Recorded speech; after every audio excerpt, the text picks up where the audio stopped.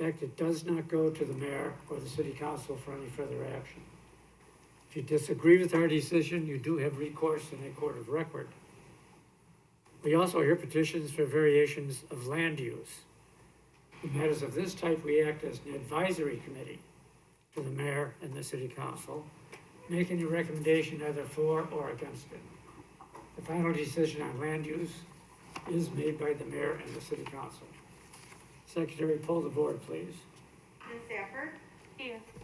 Mr. Alessio? Here. Mr. McShane? Here. Mr. Noctry? Here. Mr. Riggs? Here. Ms. Rohr? Here. Mr. Hennessy? Here. First order of business would be approval of the minutes, if you choose. Motion would be in order. Motion to approve. Second. Oh, you know what? I apologize. I wasn't here last meeting. I shouldn't second that. I'm sorry. We have a motion and a second to approve the, poll the board. Who seconded the motion? I take it back because I wasn't here. Right. So have somebody else Second second it. motion. Yeah. Ms. Safford? Aye. Mr. Alessio? Abstain. Mr. McShane? Aye. Mr. Noctry? Abstain. Mr. Riggs? Aye. Mr. Hennessy? Aye.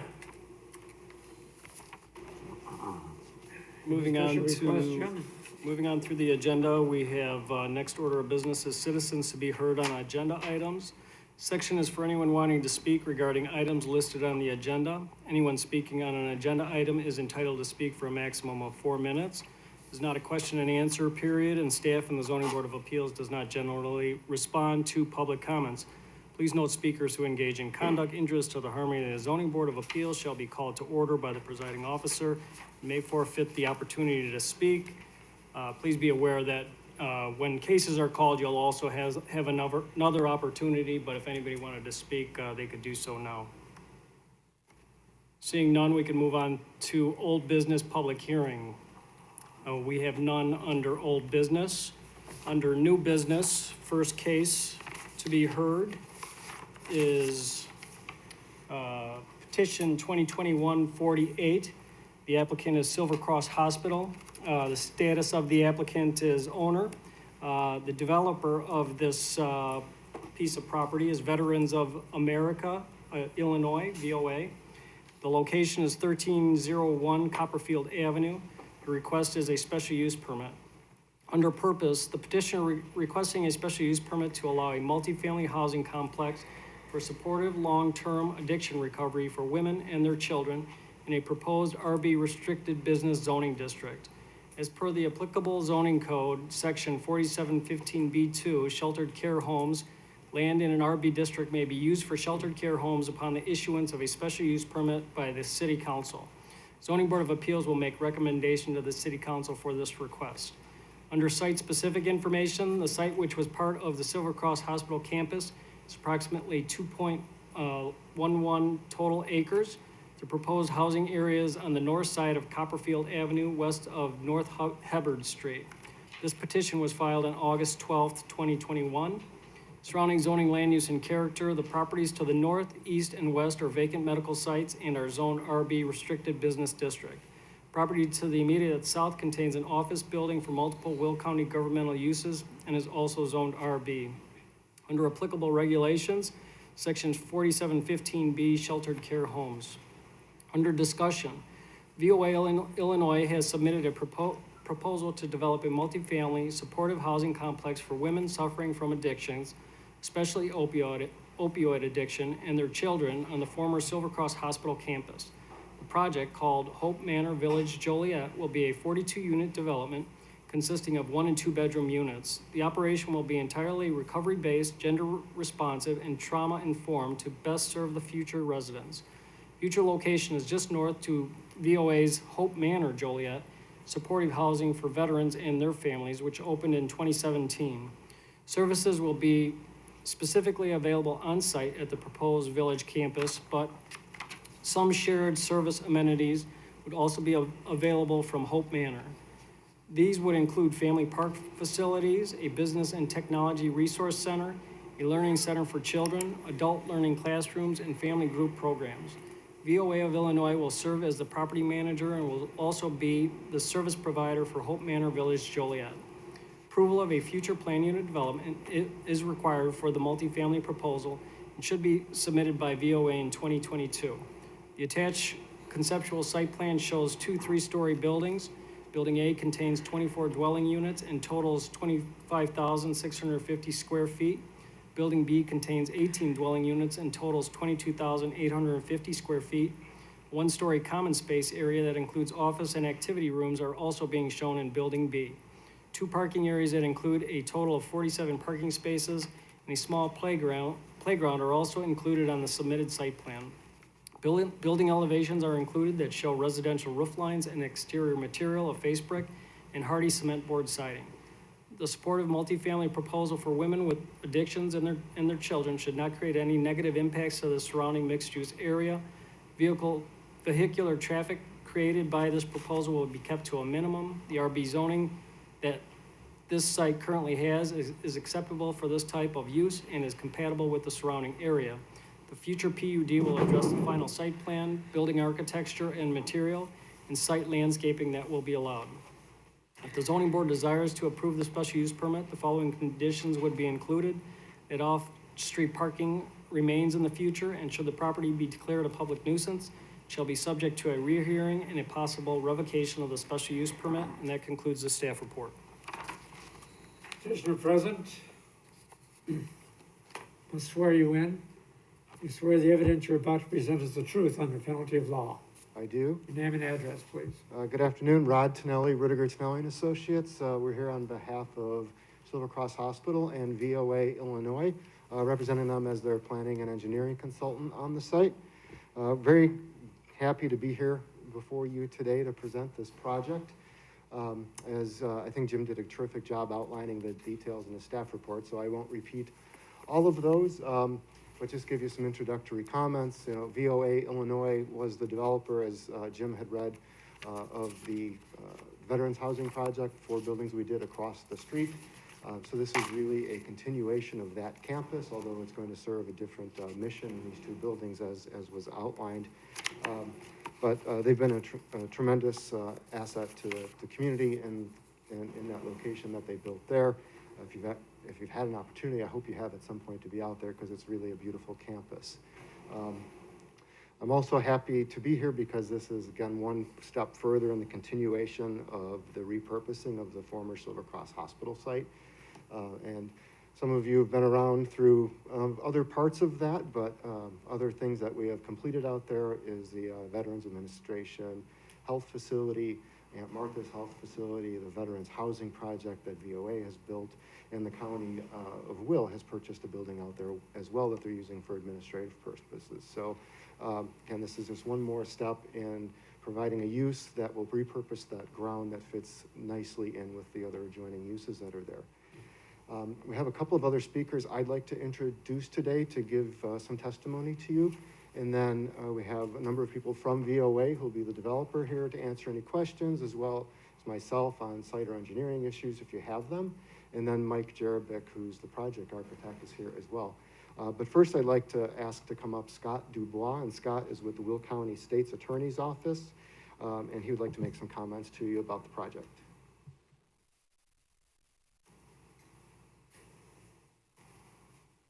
Thank you. Thank I you. swear you in, sir. You swear the evidence you're about to present is the truth under penalty of law. I do. Name and address. My name is Dr. Scott Dubois of the Will County State's Attorney's Office. Thank you. Thank you. Thank you, Mr. Chairman, and members of the Zoning Board for allowing me the opportunity to speak in support of the petition for the special permit use for the development of permanent supportive housing for specifically individuals recovering from substance use disorders and their children. Again, my name is Dr. Scott Dubois. I'm the problem-solving court coordinator for the Will County Problem-Solving Courts and the State's Attorney's Office. Prior to joining the Problem-Solving Courts, I worked at the Will County Health Department as the Behavioral Health Director for Adult Services, and we were involved in many different studies for public use and public housing. There is a committee that we formed called Mobilizing Through Action Planning and Partnership MAP. This was a committee that assesses the community needs, and hospitals, the health department, all have to do this every 3 years. This MAP action cycle addressed a specific need for permanent supportive housing within the community. My work is that it's very significant that we have individuals that are recovering from substance use disorders in our programs. We currently serve over 215 individuals who have substance-related disorders through our problem-solving courts, many of which would benefit from a facility of this type, whereby they could go to a place where there's a safe place for them to go to avoid recidivism from substance use, violence, crime. With this proposed development, we would be looking to refer individuals to this unit, whereby our case managers, the probation officers, court system would be fully supportive and monitoring the individuals that are in these types of living situations. This is a significant investment into the community. It's a significant investment that we are already making into the lives of those that we're serving, as well as their children. We're providing individuals with hope, and I think it's totally appropriate that the name of this project is Hope Manor 2. We want to provide Will County with hope. We want to provide Will County with the possibility that they can recover from their illnesses. We want to give individuals that opportunity. We can't invest so much into their lives to have them turn around and not have a place for them to go to sustain their recovery. There's research, lots of research on recovery environments like this. And we know that recovery environments like this reduces recidivism and it reduces further substance-related use. We're hoping that this project will provide people with a place where they can recover and develop and change and alter their trajectory of their life, as well as for their children. Thank you for allowing me the opportunity to speak here today, and I strongly stand before you, encouraging you to approve this special use permit to allow such a facility like this to be built to address the need here in Will County. Thank you so much for your time. What is the average length of residency for the patients or tenants you'll have there? In the problem-solving courts, sir? Yeah. The problem-solving courts typically is an 18-month contract, and then, but people who could go much longer than that, depending on their compliance with the program. So 18 months to 3 years is typically the course of length of time that they're involved in our programs. So if they go into 3 years, are they absolutely, is that a dead end? No, in fact, I think in talking with Hope Manor, this is permanent supportive housing. So the individuals who are placed in this setting are able to stay there even upon the program's completion. And we'll continue to work with them as part of our alumni network association so that they still have those additional resources and supports. And they can continue to work there and live there. And in fact, we would be encouraging them to go beyond that, to maybe open up a space for someone behind them after they've rebuilt their life and live independently somewhere else. Thank you. Mr. Chair, I have a question. Yes, ma'am. Would these services also be available to mothers who are involved in abuse and neglect court also in Will County? I know you mentioned about the problem-solving courts, but it seems to also be a need for parents involved in DCFS-involved cases here in Will County. That is a question that I would love for perhaps Nancy to address at her time, as I'm only involved in the problem-solving courts. But that sounds like an amazing proposition right there. Thank you. Any further questions for this? What is the number of your staff? We have 14 individuals that are on the team. That's including the problem-solving court judge, but also I have 6 clinicians and 4 probation officers that are involved in the programs. And then we also have peer support specialists who are involved. They have lived experience in the community. They know the community. They are themselves in recovery. And there's a lot of literature out there about the involvement of peer support. We also partner with the county's executive office, Dr. Kathleen Burke, who is actively fighting the opiate issues that are happening in our community. But she is developing peer support recovery specialists that are out there in the community, and we would link to them as well. So there's around 14 individuals in our total program. Thank you. Thank you for your question. That's it. Thank you for your comments. Thank you very much. Now I'd like to have Nancy Hughes Moyer step up. Nancy's president of VOA Illinois, and then she'll be able to answer some more questions about the particular operation of the facility as well.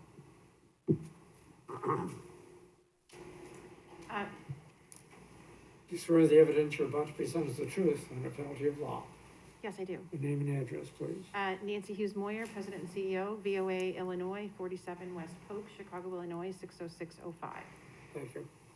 Thank you all so much for giving us the time today and the opportunity to talk about this project that is very near and dear to our hearts. And I'm having a bit of a flashback because it was only about 7 years ago that I stood in front of what may have been some of you at that time talking about our other campus, which will be right across the street, which is Hope Manor, Joliet. So the obvious questions might be, why this population and why now? And as I mentioned that, I should, as a point of clarification, we are not veterans of America, we are volunteers of America. Because we do so much work with veterans, people often assume that the V actually stands for veterans, but actually stands for Volunteers of America. So the reason for this population at this time, which is a project and a concept that we've been actually working on for some time. In many of our programs, we are working with folks who are struggling with addiction or have struggled with addiction as part of the combination of factors that puts them at some risk. Addiction has been a factor in some of the challenges and barriers for the folks that we're even serving at Hope Manor Joliet, the first campus. And our work, actually, we provide a whole host of services to families who are involved in the child welfare system. We have a very large foster care program.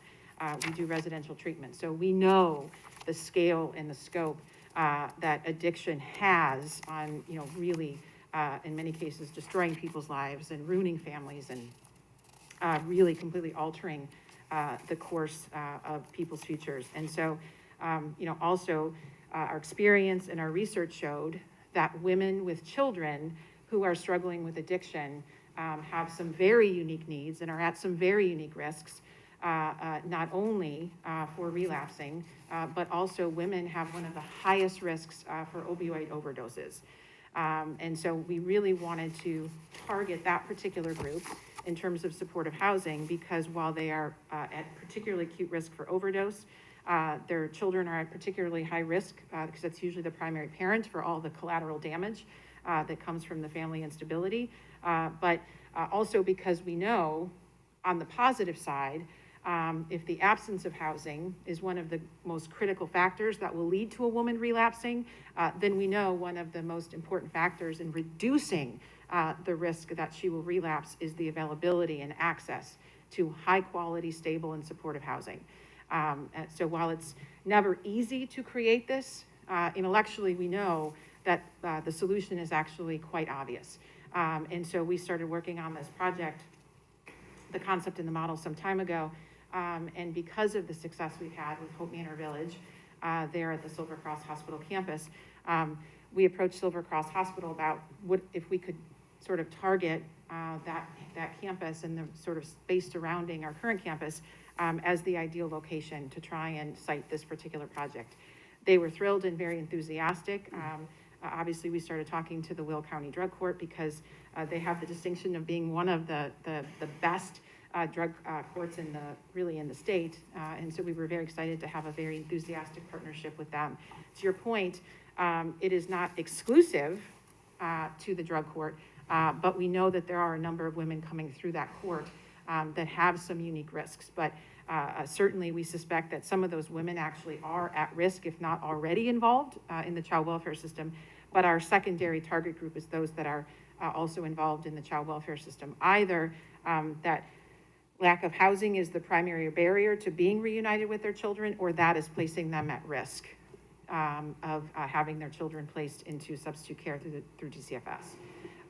So again, we are very enthusiastic about trying to bring this resource to Will County. We think it's a perfect companion to our Hope Manor Joliet campus that has now been there and running very successfully since 2017. So we think that there's going to be a lot of synergies between the amenities and the supports that are there and what we're trying to do with this particular campus. So it will have both its own amenities and supports and services, but will also have the sort of amplifying effect of being connected and having access to the support services and amenities of the slightly larger campus across the street as well. You know, with that, and again, one of the things I didn't mention is I answered the question of why this population, and the other obvious question is why now? Well, we know with the pandemic that opioid overdoses reached a critical mass, and it was considered in the 12 months that began in March of 2020 and ended in May of 2021 was actually the deadliest 14 months since opioid overdoses have been measured. It was the highest number of opioid overdoses, and women were overrepresented. And so that's why we decided that this was the time to put a lot of momentum and a lot of energy around creating that resource now. So with that, I will answer any questions that Any questions for the board? I have one. I'm curious, I believe that the plans that we have are sort of illustrative. It's not necessarily the final plan. Is that correct? I would say that, yeah, I mean, there certainly might be some tweaking, a unit may be added or taken away, or some parking spots may, you know, ebb or flow, and Okay. maybe we move some rooms in the community space, but by and large, this reflects what is our best thinking to date.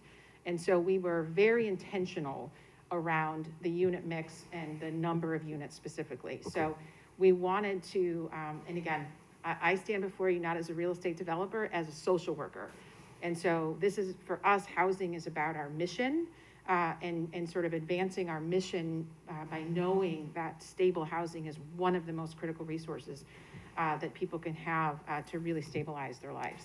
And so we have a lot of data to sort of draw from in terms of our own operations that tells us what's the right unit mix, what's the right number of units to sort of make sure that we get the economy of scale and the critical mass that allows us to provide a really nice facility that has sort of strong operations, but also not so many that it could become an overwhelming management problem. And so, you know, understanding the mix of individuals and that economies of scale argument, and just also the economics of, you know, what we knew we could generate in terms of resources, and what we thought the space could really reasonably accommodate and still be consistent with the sort of feel of the other campus. That's how we arrived at those number of units. Okay, so will the outdoor facilities for the children that exist now be sufficient for the additional children in this? Well, I don't know if you want to go back to the site plan, but there's actually an outdoor park that's specifically associated with this campus as well. Okay, But they can also access the one that's across the street. okay, So it's not instead of, it's just, it actually gives them access to two. And the one across the street also has just this enormous, we obviously don't have a site plan for Hope Manor Joliet, but the children's park that you can see lower right-hand corner, that's just sort of the edge of the park space that's there. But we also have a sort of a huge, large green space in the middle of our campus there that is almost a small football field, right? We would say it's kind of a small football field. And so there's a little more space there that we could do a lot more in terms of organized kids programming and things like that, we would sort of draw the groups together in some instances. But this does have its own family park designated for it as well, behind the campus. okay. And will the local school be able to absorb the additional children? We believe so. Again, it's 42 units. We believe most of these children, not exclusively, but we believe that most of the households will skew younger. And so in terms of the total children, I mean, some of the women may also just be pregnant at the time, right? And so it would be infants and then younger children. So we don't expect that we're talking about even 42 school-age kids all descending at one time. We think that, again, the age range is certainly going to skew younger, infants, preschool, kindergarten age, and then with a few that will be school age. So we think it's really gonna be over time, the impact on the school. Not to say there won't be some impact immediately as we do lease up, but we think it'll be more incremental as opposed to a sort of a wave all at once. Okay. Any other questions by the board? Thank you for your comments. Thank you very much. Anyone else? That's it, Mr. Chairman, so from our side, we're here if you have any additional questions. Okay, are there any more questions? Is there anyone in the audience wishing to speak in favor of this petition? Is there anyone opposed? Chair closes No, petition. We got one. We got We one. got one. You can come up to the Come podium. on forward. I must swear you in. Do you swear the evidence you're about to present is the truth under penalty of law? Yes, Name and address. Frank Fleshman, 1313 Copperfield, Joliet, Illinois, 60432. You know, just mostly, why are they putting it right there? I mean, there's a big campus over there. I mean, in that picture, you can see my mother's house is gonna be right next door to this thing. Couldn't it be moved to another area of that place? And it's a huge property over there. I mean, and then is it gated? Are there, gonna be drug tests when these people coming back and forth? How much restriction are there to be coming in and out? Just, odd that, my mom lives by herself, she's 80 years old. And then there's talking about domestic violence. What's the chances of the husband coming back to find them there? Is there gonna be a lot of violence there because of this? Just a lot of things I'm worried about my mother living right next door to this thing. I think this is very similar to when we first had the Cornerstone and we had young people with problems, developmental problems. And initially, we had 50, 60 people at each meeting as the buildings were built and located. That diminished. There's never been, in my knowledge, any problems of any kind. And that the security and all those things are taken care of, or else they wouldn't be licensed. Okay. So I would say that all those concerns and apprehensions that you have are probably negated by the rules. That's what I was just, how strict are the rules for these people to come in here and stay living there? There would be restricted access. Okay. Okay. Wondering if they could just come and go out and get what they need and come back. I mean, how Right. are people keeping an eye on these people? They have security there. Okay. Thank you. Anyone else wishing to speak? Chair closes petition and asks the board for discussion and an order. Do we have one more person? Okay, come forward. I'm sorry, I didn't see you. I must swear you in. Do you swear the evidence you're about to present is the truth under penalty of law? I do. Your name and address. Carol Fleischman, 1313 Copperfield Avenue, Joliet, 60432. Your My comments? worry is about traffic. Copperfield dead ends at the hospital. And I've seen semis going down the street, come to a halt down there, and they have to back out. Is there anything that can be done from the city to open that up, close it, do something better? Because Talking about with truck the added traffic of the new building, I'm just wondering if there's gonna be more problems. Jim, do you have any comments on that? Well, I know the city's not proposing any new roadways in that area, but maybe Nancy can talk to the fact that I think this is a low traffic generator. There's people in the program probably rarely have their own transportation, and they rely mostly on public transportation. So, correct me if I'm wrong, but that's my. Yeah, I mean, there's nothing about this facility that would create any increase in large vehicular traffic in terms of either significant volume, or certainly in terms of large trucks or anything like that. It's a residential building, so in terms of, obviously there'll be some things during construction, but in terms of the actual, sort of lived use of the building, we don't expect that would be a substantial increase, in the amount of traffic, and all of our residents would have parking inside that facility. So for those that are bringing their own cars, they would simply be pulling into that parking lot, there would be designated parking for them. And I have also heard that Gompers, which is a junior high school, is expanding on theirs. So that's, again, more traffic, more parking. I don't think Gompers uses that street very much at all. Well, when they have kids coming out of school, the cars are lined up on Copperfield. Yeah, I mean, I can't speak to what Gompers is doing in terms of expansion, but we certainly don't expect that our 42 units actually increase the amount of traffic on Copperfield. I'm sure that most of the traffic being generated out there is being done by the VA than anything else. So I'm just wondering if this I would don't be think the something impact that of they this could is going to have any somehow great deterrent. help. Thank you. Thank Mr. you. Chair, I just have one other question. Nancy, if you could just address briefly the safety concerns that the resident raised so that he has some assurances. Yeah, so, as the chairman said, we are staffed or security 24/7. As are all of our other facilities. So arguably, a facility like ours actually brings with it far more security than a standard, just sort of regular apartment building that often doesn't have any kind of manned security or on-site staff. So in fact, the community, what we're calling community space there is really staff offices and security offices. And so we would be providing the same level of security that we do at Hope Manor, Joliet, on that campus. And sure, while you're there, just to piggyback his question, I know certainly you can't divulge about personal cases, but will there be some measures in place to ensure that the residents are in compliance with drug testing or any future use?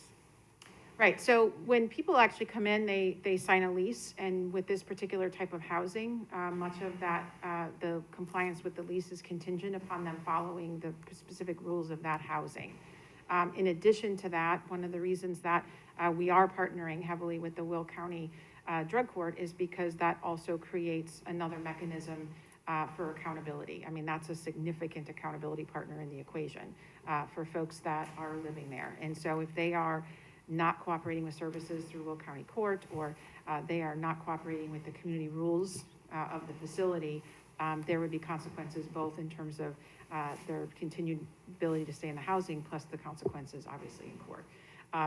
Again, we don't create consequence-free environments by any means, but we also believe that with really proactive support and really close relationships with the people that we're serving, we can prevent any of those dire consequences from happening. That's never our goal, is to have to use those, right? Our goal is to make sure that with the engagement, the intense engagement and the supportive services, that we can prevent any of those consequences from occurring, but they will be there if absolutely necessary. Do you guys currently operate a facility such as this somewhere else in the state, or? So we do not have a facility that is specific to women, that really prioritizes and targets women and children specifically. But yes, we have a number of other facilities that target and work with folks for whom addiction and recovery is a specific issue. And so we have community rules around those issues. And then just for the sake of the questioner as well, it's just, what would be like, is that something that you guys experience significant amount of 911 calls? Is that something that in your experience is something that's a problem for residents nearby? No, and I think, you know, I mean, sort of the best evaluation of the potential of this and our ability to effectively manage those issues is literally right across the street, right? We've been there since 2017, which is a pretty good stretch for the city to hold us accountable relative to, did we do what we said we would do? I think to anyone you would speak to, doesn't mean we have never, ever had an incident where we've had to hold people accountable and deal with consequences. But I don't think anyone would say that Hope Manor Joliet has been anything but a really positive asset for the community. Again, we have security, we have services, we have accountability structures. We have community rules, we have a process by which we enforce those and kind of work on people's compliance with those in a really proactive way that tries to really respect the dignity of each individual while also helping people understand natural and logical consequences. Thank you.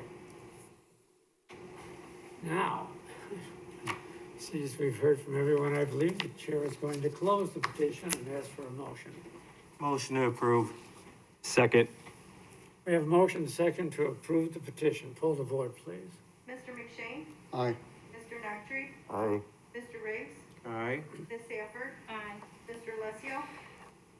as somebody who's experienced opiate addiction intimately in my family and have lost members of my family, I very strongly vote aye on this project. Mr. Hennessy. Aye. So the motion passed, and this will go with a recommendation for approval to city council on August 19th. Or, I'm sorry, October 19th. Yeah, you don't have to wait that long, sorry, yeah. Thank you all. Thank you all very much. Moving on through the agenda, the next petition is 2021-49. The applicant is Guillermo Romo. The owner is the same. The location is 503 South Joliet Street.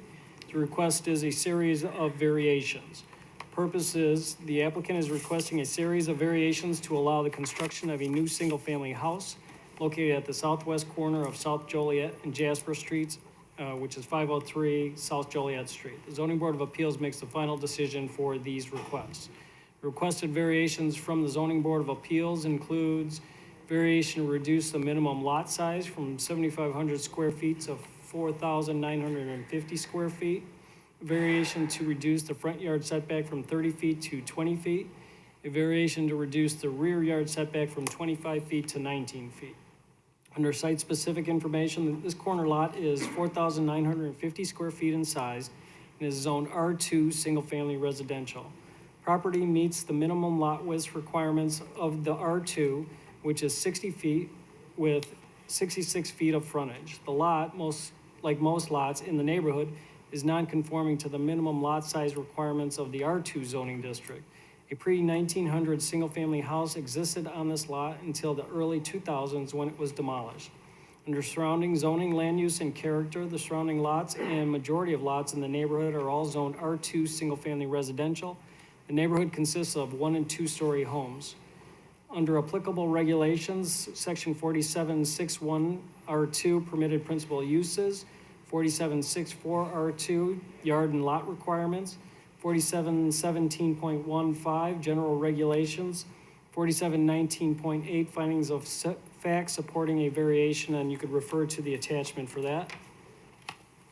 Under discussion, the property owners seek these variances in order to construct a new single-family home on this vacant lot. Proposed 2-story house will be 1,321 square feet in size, will have 2 bedrooms and 1 1/2 baths. The proposed house will feature a modern aesthetic with a shed roof as well as a mixture of wood siding and concrete panels on the front facade. Vinyl siding is proposed on the other elevations. The house will rest on a slab foundation. Front entry will face Joliet Street.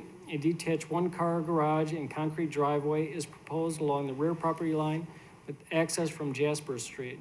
The proposed site plan, elevations, and floor plans are included with the staff report packet. The proposed house and garage conform to the city's 30% maximum lot coverage requirement. Property will be subject to the city's landscaping requirements for a single-family home on construction. Under conditions, the zoning board desires to approve these variances. The following conditions shall be included. 1, that a sidewalk along Joliet Street shall be installed and maintained.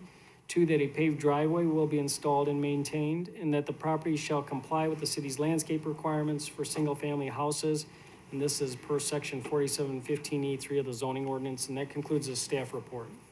Petitioner present.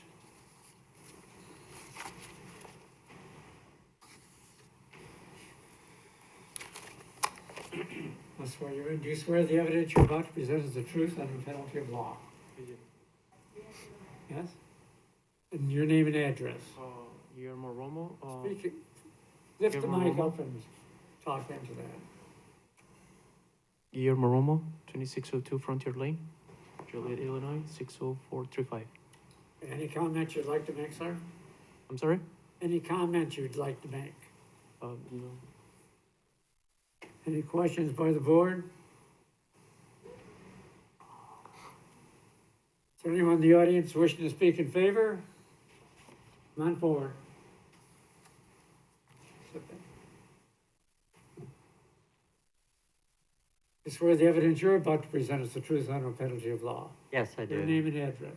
Bob Gable from United Architects, 1002 Plainfield Road in Joliet, Illinois. And we We basically tried to fit as big a house on there as we could with the allowable size of the lot. So we tried to make it look a little fancy in the front elevation there as well. So we were just trying to make it work, and that's why we're asking for these variances. Well, since the Jefferson Street Bridge has been broke, I go by there every day. I've always looked at that lot and wondered why it was never developed. Is there any questions by the board? Anyone in the audience speaking in favor? Anyone opposed? Chair closes petition and asks the board for a motion. Motion to approve. Second. We have a motion and a second to approve the petition. Pull the board. Mr. Noctre? Aye. Mr. Riggs? Aye. Ms. Sanford? Aye. Mr. Alessio? Aye. Mr. McShane? Aye. Mr. Hennessy? Aye. Thank you. Motion passed successfully. Next petition is 2021-50. Letitia Quintero is the applicant owner. Location is 501 Albert Avenue. Request is a series of variations. The applicant is requesting a series of variations to allow a second-story addition to an existing one-story home. And this is at 501 Albert Avenue. The Zoning Board of Appeals makes the final decision in this matter. The requested variations from the Zoning Board of Appeals include a variation to reduce the corner lot side yard setback from 20 feet to 11 feet 6 inches, and a variation to reduce the front yard setback from 30 feet to 20 feet 5 inches. Under site-specific information, the property is located just south of Washington Street at the northeast corner of Albert Avenue and Wilson Avenue. Property in question is 7,170 square feet in size and is zoned R2 single-family residential. The pre-1900 house on the property is 1 story in height and has 1,068 square feet of living space. An attached covered patio extends from the rear of the house. The property includes a detached garage. A plat of survey of the property can be found as an attachment. Surrounding zoning, land use, and character. Property is located in a small residential neighborhood of single-family and two-family homes with zoning to reflect this land use status. Both Wilson Avenue and Albert Avenue are dead-end streets, with Spring Creek and Hickory Creek being the terminus of these streets. Under applicable regulations, section 4764, R2 single-family residential yard and lot requirements, and 4719.8 criteria for granting a variation, and you could refer to the attachment again. Under discussion, the applicant seeks to double the size of her home by adding a second story to the existing one-story house. The new second story would add 4 bedrooms to the house and a full bath. The existing first story would be remodeled with bedroom 1 and 2 combining into 1 bedroom, and bedroom 3 becoming the dining room area. The existing house does not comply with the building setback requirements of the R2 zoning district. The zoning ordinance allows pre-existing nonconformities to remain as long as the structures are not enlarged or altered in a way that increases their nonconformity. Therefore, the applicant must obtain variations because these structures pre-existing nonconformities will be increased by the construction of the second floor addition. Footprint of house will remain the same. Floor plans and building elevations for the proposed project are included in the staff report. The zoning board desires to approve these variation requests to allow the addition. The following conditions should be included.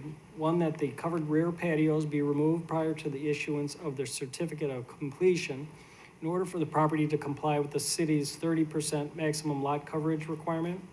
And 2, that a building permit shall be obtained prior to construction. And that concludes our staff report. Petitioner here.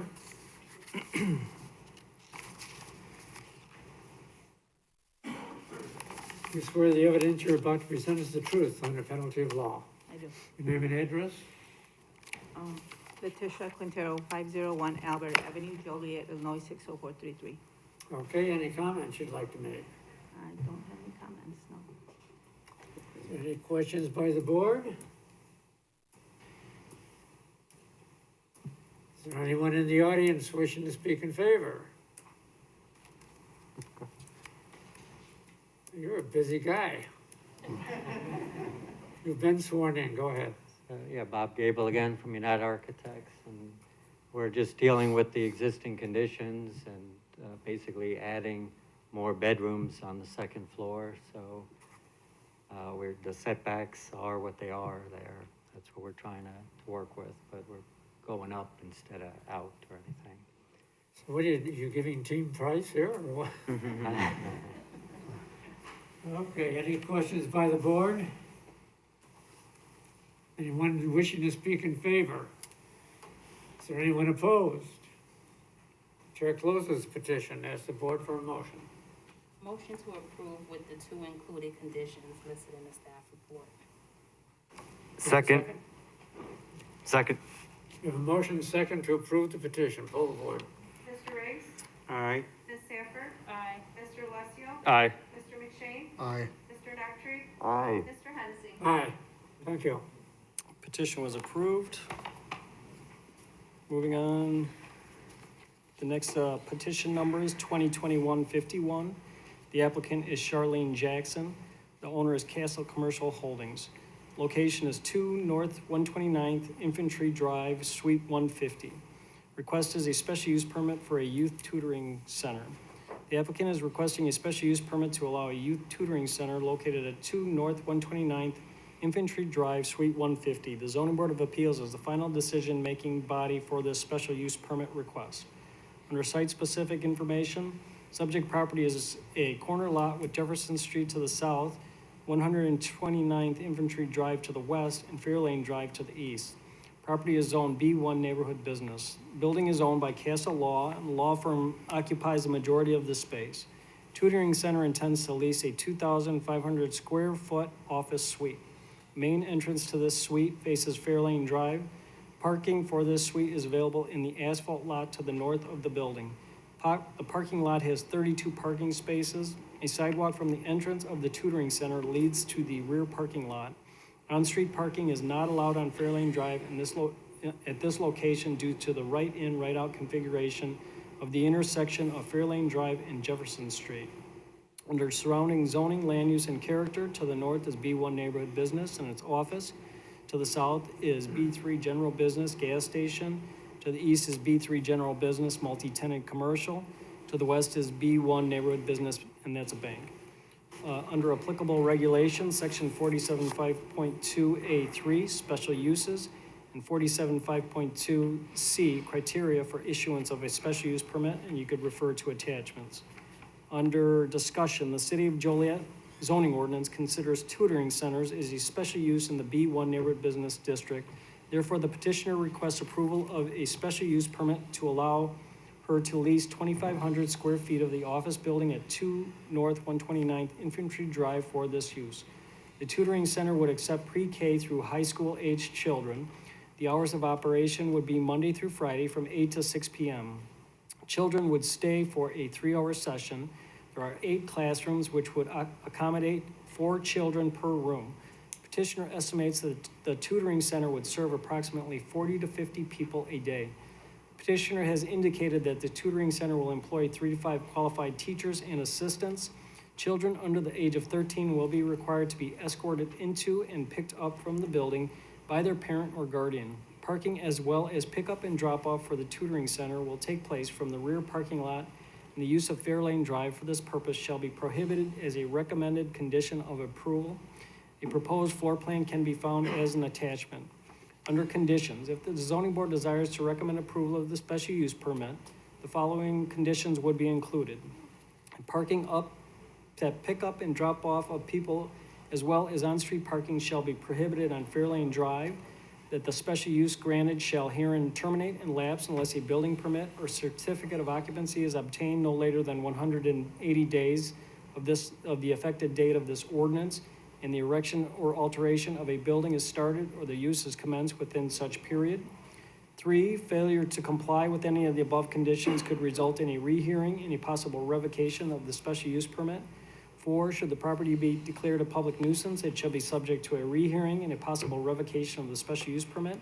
And 5, that the business shall be registered with the city's clerk's office, and that concludes our staff report.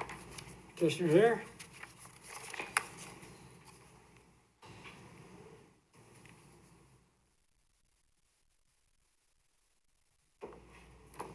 You swear the evidence you're about to present is the truth under penalty of law. Yes. Name and address, please. Katora Jackson, 12604 Canterbury Drive in Plainfield, Illinois, 60585. Put your hand down whenever you want to. Okay, sorry. Do you have any comments you'd like to make? This will be the first and only tutoring center in Joliet, and we wish to offer the youth and a better opportunity and learning. Pretty much it. What is your background? Teacher. Okay, have you operated in any of these other facilities similar to this? Say that one more time. Have you operated facilities similar to this in the past? Yes, I worked at a daycare. Okay, and this is what, it takes a state license? No, only for a tutoring center, it does not. Okay. Any questions by the board? I'm very familiar with the area. Do you feel that that parking lot is big enough? Yes. Yes. For people coming in, dropping off, and, Yes, I do. okay. Any other questions by the board? How many employees do you expect to hire? 5. And their assistants, it didn't say? Since it's hourly based for the kids, we'll be able to help out 4 kids at a time. So we wouldn't need an assistant. We just need 1 teacher, and 1 teacher will help out every the child for like 3 to 4 hours. Any other questions? Anyone in the audience wishing to speak in favor? Anyone opposed? Chair closes the petition to the floor and asks the board for discussion and a motion. Motion to approve. I second it. We have a motion and a second to approve the petition. Please poll the board. Mr. Alessio? Aye. Mr. McShane? Aye. Mr. Dockery? Aye. Mr. Riggs? Aye. Ms. Sanford? Aye. Mr. Hennessy? Aye. Thank you. The petition was approved. Moving on through the agenda, the next petition number is 2021-52. The applicant owner is Christopher Colios. Location is 307 Woodworth Avenue. Request is variations. Under purpose, the applicant is requesting a variation on side yard setback from 8 feet to 3 feet, a variation on some of side yard setbacks from 20 feet to 18 feet to allow construction of a 2-story addition to an existing 2-story home. The Zoning Board of Appeals makes the final decision in this matter. Under site-specific information, the subject property is approximately 10,294 square feet in size and is zoned R2 single-family residential. The existing circa 1916 house on the property is 2 stories in height and has 1,781 square feet of living space. The property includes a large detached garage. Under surrounding zoning, land use, and character, the property is located in the Upper Bluff National Register Historic District, among other older single-family homes. All properties in this vicinity are zoned R2 single-family residential. Under applicable regulations, section 4764, R2 single-family residential yard and lot requirements, 47-19.8 criteria for granting a variation, and again, we have an attachment. Under discussion, the applicant seeks to erect a 2-story addition and 1-story rear covered porch to his home so that the family can have a larger kitchen, mudroom, master bedroom, suite, and outdoor living space. The 30-foot, 11.5-inch by 12-foot 2-story addition would expand the building footprint by 371.5 square feet and result in a total living area of 2,381 square feet. Existing house sits 3 feet from the north property line and 15 from the south property line, and for this reason does not comply with the 8-foot side yard setback requirement on the north side, nor the overall sum of side yard setback requirements of 20 feet for the R2 single-family residential zoning district. The zoning ordinance allows pre-existing nonconformities to remain as long as the structures are not enlarged or altered in a way that increases their nonconformity. Therefore, the applicant must obtain a variance because the structure's pre-existing nonconformities will be increased by the construction of the 2-story addition. Floor plans and building elevations for the proposed project are included in the staff report packet. Under conditions, if the zoning board desires to approve these variation requests, the following conditions should be included. 1, that a building permit shall be obtained prior to construction, and that concludes our staff report. Petitioner present?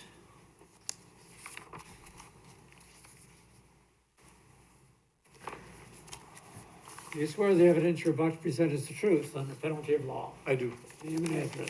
Christopher Colross, 307 Woodworth Avenue, Joliet, Illinois, 60435. I have nothing else to say. Very nice presentation. Any questions by the board? Anybody in the audience wishing to speak in favor?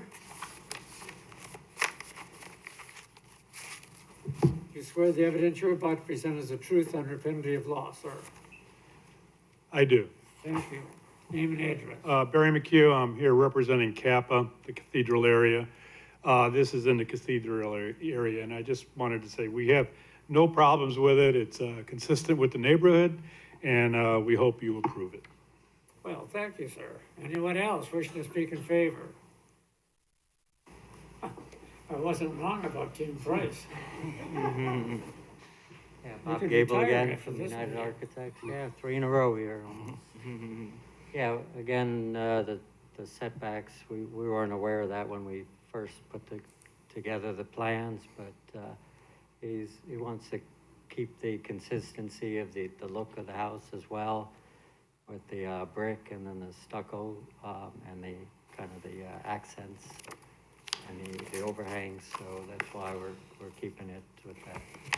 So again, we're working with the existing setback that was there way back when. Thank you. Any questions, Bob? This is your neighborhood. It's my neighborhood, yes, it is my neighborhood, and, well, we'll see how I vote on it. Okay. Anyone else wishing to speak in favor? Is there anyone opposed? Chair closes petition to the floor and asks the board for discussion and a motion. I move we approve. Second? We have a motion and a second to approve the petition. Pull the board. Ms. Sanford? Aye. Mr. Alessio? Aye. Mr. McShane? Aye. Mr. Nactry? Aye. Mr. Riggs? Aye. Mr. Hennessy? Thank you, Bob. Aye. That petition was approved. Moving on through the agenda, petition number 2021-53, applicant owner is Flor E. Fuentes. Location is 800 Elizabeth Street. The request is a variation. Purpose, the petitioner is requesting a variation of the required front yard setback from 30 feet to 16 feet to allow the continuation of an enclosed front porch. The Zoning Board of Appeals makes the final decision on this request. Under site-specific information, the 36.86 feet by 125.5 feet, which is 4,626 square feet, lot currently contains a single-family house and a rear gravel parking area. Property is zoned R2 single-family residential. This case was filed on August 13th, 2021. Surrounding zoning, land use, and character, the property is located on the northeast corner of Elizabeth and Ruby Streets in the Cunningham neighborhood. It is surrounded by other mixed residential uses. Zoning to the north and east is R3, 1 and 2 family residential district, and to the south and west is B3, general business district. Under applicable regulations, section 4764, yard and lot requirements, section 47-19.8, findings of fact supporting a variation, and you can refer to the attachment again. Under discussion, the petitioner enclosed their open front porch without receiving building permits. It was brought to the city's attention by a complaint. The Joliet Building Department responded to the complaint, visited the property, informed the property owner that they needed a building permit. When the petitioner applied for the permit, it was discovered that the house had non-conforming setbacks due to the age of the house. The zoning ordinance allows pre-existing non-conformities to remain as long as the structures are not enlarged or altered in a way that increases their non-conformity. The alteration of enclosing the porch increases the non-conformity. Pictures of the house and porch alteration are attached. Petitioner has stated that the enclosed area will be utilized as a mudroom only. The petitioner stated that the alteration was done for safety of their children due to the steep drop from the grade of their yard area to the sidewalk and to make the house more energy efficient. The dimensions of the vinyl sided porch are approximately 7 feet by 20 feet. Under conditions, if the zoning board desires to approve this request, the following conditions should be included. 1, that the gravel driveway be paved, and that concludes our staff report. Petitioner present?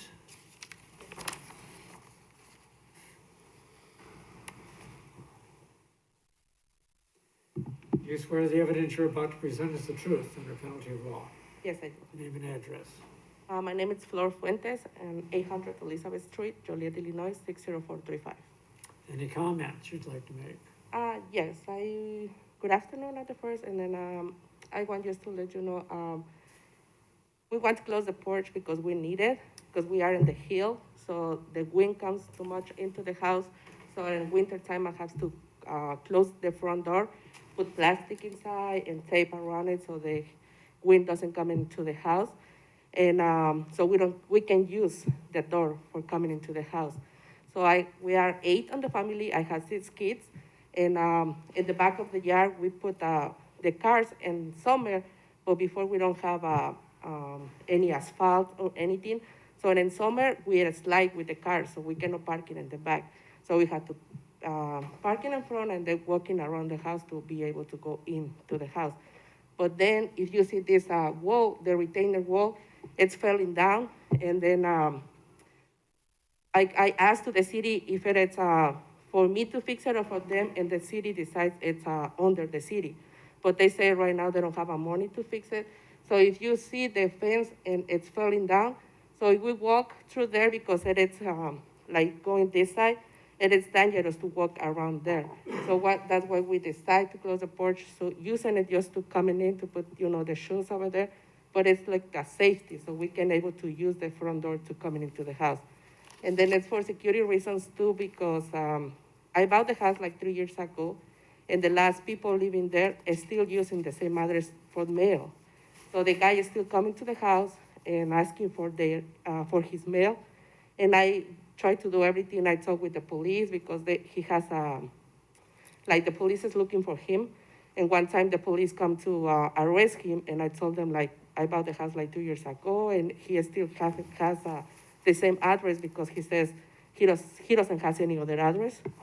So the police says they make a report, but they cannot do anything else. So he is still coming, and because sometimes when I go work, my kids, high school kids coming back to home, and sometimes going around for me it's more dangerous because he can hide in the back. So if you see in front, the people can see somebody there or something happen. So for me, that's why we decide to close the porch, just to using it to leave the jackets and shoes over there. We don't plan to do any room there, nothing. So, and then because the porch was built already when we buy the house, they have one light over there, so we don't have to do anything else. So we just close the door, put the walls, the door, and the windows. We don't have to do anything else. So I hope you can let me finish it and keep it. Thank you so much. Thank you.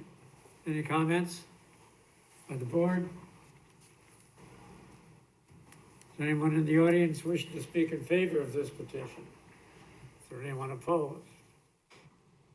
Chair closes petition, asks the board for discussion and a motion. Motion to approve. I second it. We have a motion second to approve the petition. Pull the board. Mr. McShane? Aye. Mr. Nartry? Aye. Mr. Riggs? Aye. Ms. Sanford? Aye. Mr. Alessio? Aye. Mr. Hennessy? Aye, thank you. Thank you. Petition was approved. Petition number 2021-54. The applicant is April West. The owner of the property is Michael Petrie. The location is 20 East Cass Street. The request is a special use permit. The purpose, the applicant, iLead BSTEM, is BSTEM, is requesting a special use permit to allow a youth mentoring center located at 20 East Cass Street. The Zoning Board of Appeals is the final decision-making body for this special use permit request. Under site-specific information, the subject property is located in the historic Monroe Building, which was built prior to 1891. The property is zoned B2 Central Business District. The mixed-use 3-story building has 2 tenant spaces on the main floor. iLead BSTEM seeks to lease both spaces for a total of approximately 1,850 square feet. Businesses in the B2 Central Business District are not subject to the city's off-street parking requirements. However, the property owner will allow parking for the proposed use in the adjacent lot that he owns, which is accessible from Clinton Street. Under surrounding zoning, land use, and character, the property is surrounded by other multi-use, multi-tenant buildings in downtown Joliet. All properties surrounding the subject property are zoned B2 Central Business District. Applicable regulations, section 47.5.2A3, special uses, and 47.5.2C, criteria for issuance of a special use permit, and again, we have an attachment.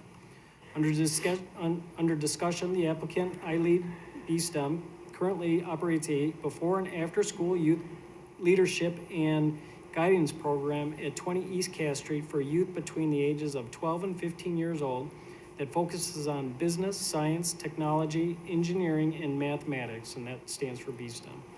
The City of Joliet zoning ordinance considers youth mentoring centers as a special use in the B2 Central Business District. iLead was not aware of that their existing youth mentoring center required special use permit approval until they contemplated moving their facility to a different location in downtown Joliet.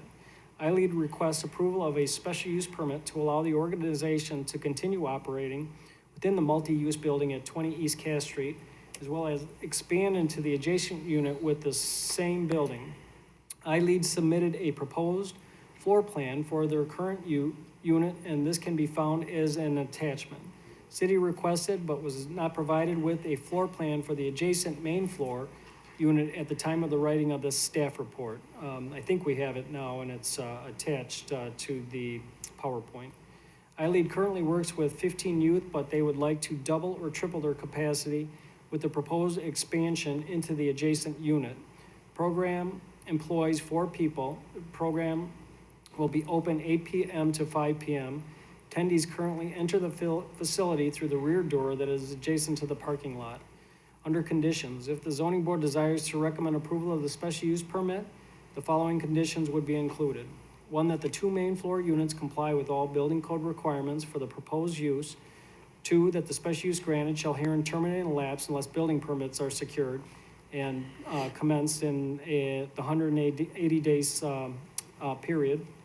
3, failure to comply with any of the above conditions could result in rehearing and a possible revocation of the special use permit.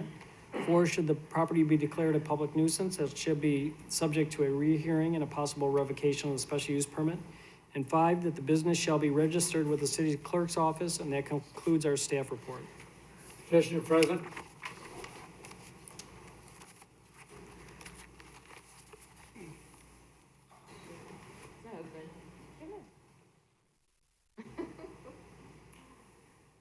Do you swear the evidence you're about presents the truth under penalty of law? Yes. I need both your names and addresses. Sure, Dr. April West, 202 International Way, Joliet, Illinois, 60436. And Dr. Michael West, 202 International Way, Joliet, Illinois, 60436. Okay, any comments you'd like to make? Once again, what is your background in this now? Are you actually going to be running this, or is this a state agency, or? Yes, go ahead. No, both of us will be running the program. And what's your experience in this? I mean, are you licensed by the state? We are for, before and after school, we're licensed in this, because we're categorized as a 761 before and after school program. Anyone else have any questions? Anybody in the audience wish to speak in favor? Anyone opposed? Chair closes petition, asks the board for discussion and a motion. I move we approve. Second.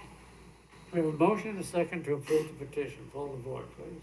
Mr. Alessio?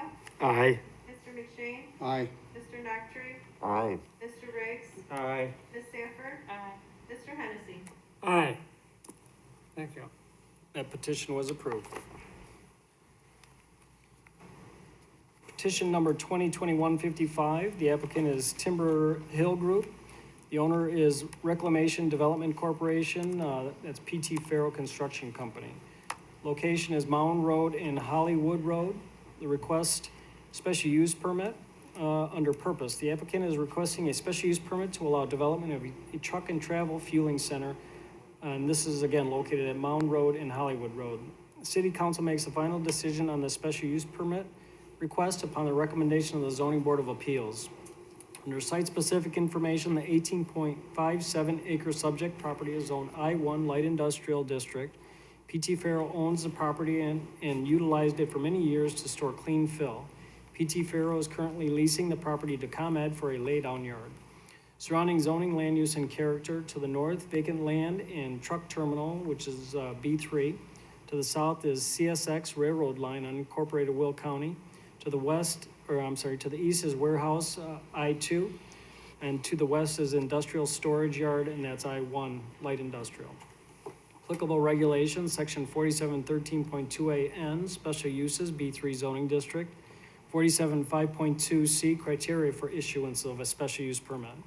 Under discussion, the applicant, who is the current contract purchaser of the property, proposes to develop a 24-hour truck and travel fueling center at this location. Zoning ordinance requires special use permit approval for fueling center uses. The proposed concept plan is included with the staff report packet. Proposal includes the following components: separate automobile and truck fueling areas, 52 automobile parking stalls, 78 tractor trailer parking stalls, 9,600 square foot convenience store with food and beverage options, and a fast food drive-through. Access to the proposed fueling center will be from Mound Road only. City will not allow curb cuts directly onto Hollywood Road due to the proximity of the property to the Interstate 80 and off-ramps to the north and the at-grade railroad crossing to the south. In the near future, the applicant intends to petition the city to subdivide the property into 2 lots and to develop the westernmost lot for a truck-related use, which would likely require the review of an additional special use permit request at a future zoning board of appeals meeting. Under conditions, if the zoning board desires to recommend approval of the special use permit request, following conditions would be included. 1, that the piers of the fueling canopy be wrapped in masonry that matches the masonry used on the facade of the travel center facility. 2, that the future building shall meet the requirements for architectural appearance as per the requirements of the city's non-residential design standards. 3, are a special use condition that requires commencement within 180 days or the special use permit lapses. 4, the failure to comply with any of the above conditions could result in a rehearing and a possible revocation of the special use permit. And 5, should the property be declared a public nuisance, it shall be subject to a rehearing and a possible revocation of the special use permit. And that concludes our staff report. Petitioner present.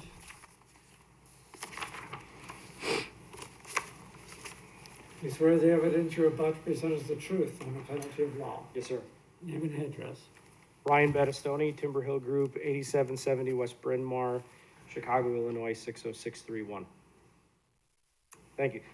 Chairman and board members, thank you very much for your time and attention today. I'm here on behalf of my company, Timber Hill Group.